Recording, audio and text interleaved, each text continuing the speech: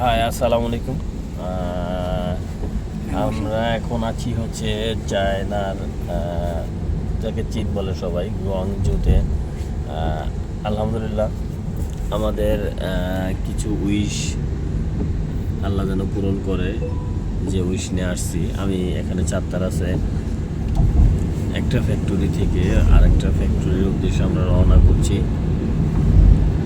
So আমাদের সাথে আছে গাইড জেসি। এই আসলে না দেখলে বিশ্বাস করার মতো না যে চীন শহরটা আসলে কতটা সুন্দর।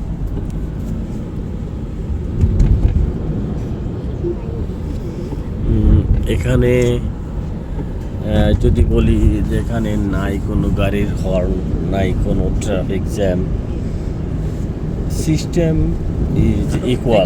গাইড আবার করে